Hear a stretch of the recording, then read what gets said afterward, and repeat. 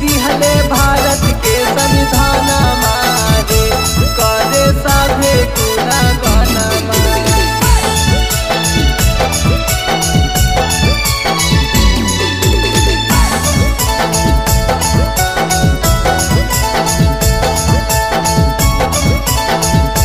करे सभे गुणगान। अरे 14 बरैला दिन लिहाले भीमा जी जाना मामा हे भीमा बाई के आंगनमा। 14 बरैला दिन लिहाले भीमा जी जाना मामा हे भीमा बाई के आंगनमा। लिखी दिहले बाबा संविधान माहे करे सभे गुणगानमा। लिखी दिहले भारत के संविधान माहे करे सभे गुणगानमा।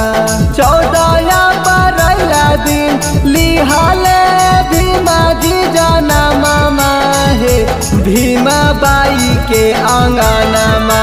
लिखी दिहले बाबा संविधान माहे करे सभे गुणगानमा। लिखी दिहले भारत के संविधान माहे करे सभे गुणगानमा। दिहले भारत के संविधान माहे करे सभे गुणगानमा।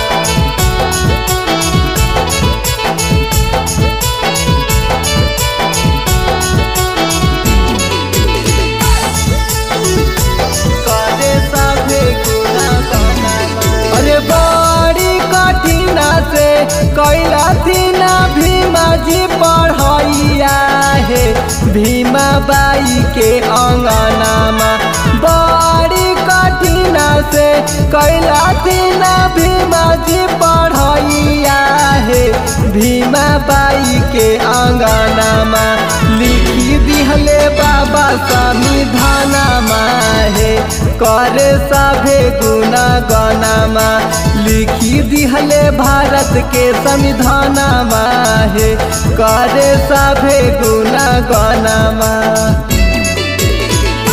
दिहले भारत के संविधान माहे करे सभे गुणगानमा।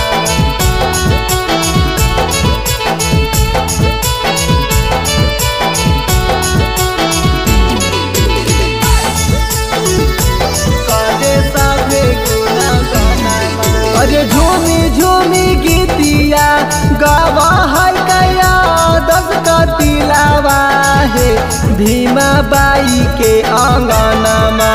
झूमी झूमी गीतिया गावा है कया 10 का तिलावा हे भीमा बाई के आंगनमा। लिखी दिहले भारत के संविधान माहे करे सभे गुणगानमा। लिखी दिहले भारत के संविधान माहे करे सभे गुणगानमा। 14 बरैला दिन लिहाले भीमा जी जाना मामा हे भीमा बाई के आंगनमा। लिखी दिहले बाबा संविधान माहे करे सभे गुणगानमा। लिखी दिहले भारत के संविधान माहे करे सभे गुणगानमा।